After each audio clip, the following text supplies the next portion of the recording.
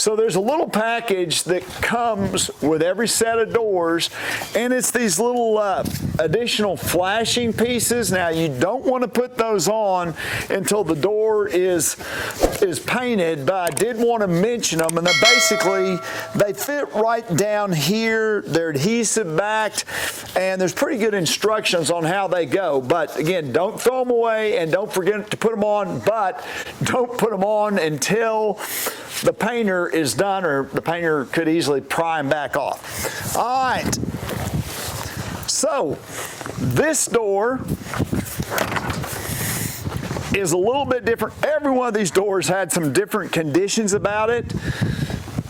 Again, we cut the siding back, and we're going to want to put a very good bead of caulking. There's the same metal flashing up at the top that needs a good bead of caulking there, but that metal's going to, basically because the flashing's behind the siding and out over the trim, is going to keep water from going down in there. Now, on the previous door that we did, it had that zip system, so it was pretty picky about what tape that we used. This is just OSB with no house wrap or anything, and so we just used pretty much any kind of tape that we could find, as long as it bridges from the door jamb back over, and once I nail it on, it's going to stay there. Okay, before I go any further, I want to spend a little bit of time though and talk about this product. Now, of course, first of all, it's an inch thick, but you can get it in 3/4 also. And they also have, this is the exterior version that's been treated to give you a 30-year warranty. Of course, you could use this inside, but there wouldn't be any need to. So when we go inside, we're not going to be using the product that's got the 30-year warranty. So this looks, you can see products similar to this at some lumber yards and at some big box stores, but those are not the same products. First of all, the finish on this is flawless. The way that they prime their wood front and back is absolutely unbelievable, and it has really nice square corners. You don't see anywhere any imperfections in the finish on this because they have a super modern factory. It is a pine substrate that's finger joined together, but each piece lays straight and flat.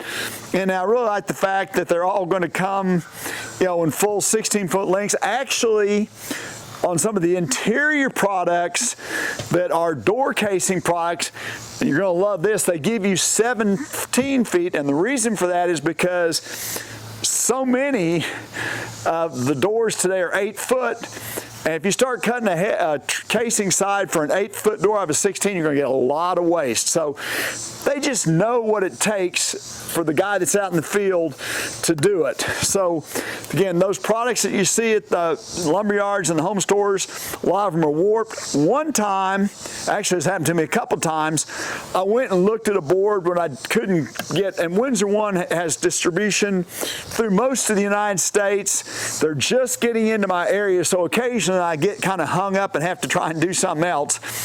Went and grabbed a board. It turned out it was plywood that they just put a whole bunch of primer on.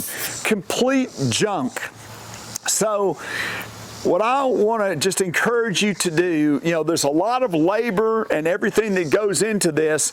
When you get down to one of the most important parts, you want to make sure that the product that you're using is a quality product that's going to stand up and you're going to get great results. So that's kind of my spiel. By the way, as a trim guy, when we get inside, they have got a great line of different profiles that you can use, and they've got great literature that helps you think about how those profiles all match up to make sense on your interior trim.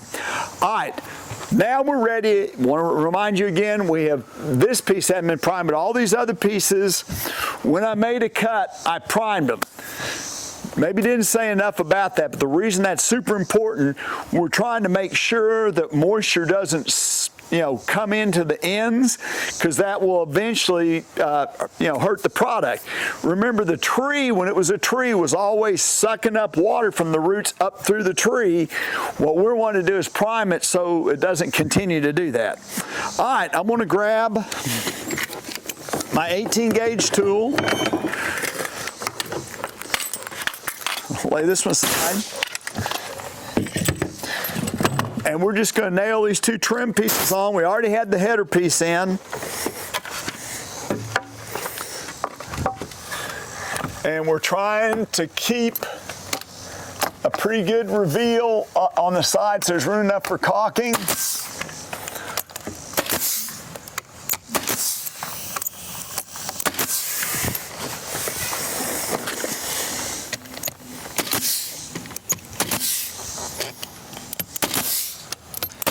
Someone had asked me, so why is it okay to use a smaller nail on the inside? And that's because I'm shooting straight into the jamb. Now over here there's sheathing, in some instances there could even be foam or something. So I want to make sure that I've got a nail that reaches all the way back to the wood framing.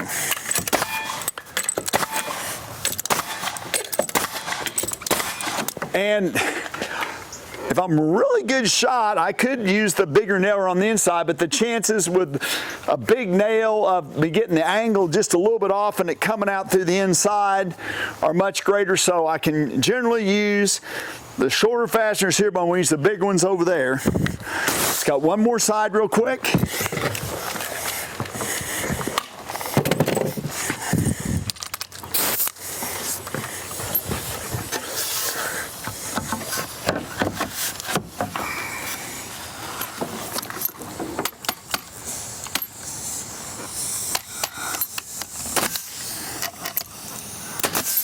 So you probably couldn't see it on camera, but I noticed that second shot almost pushed out the inside. If I'd been shooting with the 2.5, I'd have had a nail coming out in a spot I did not want.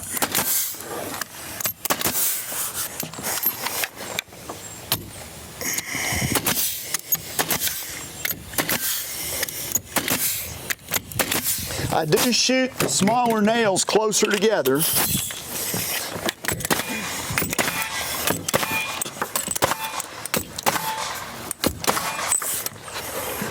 All right, that's done.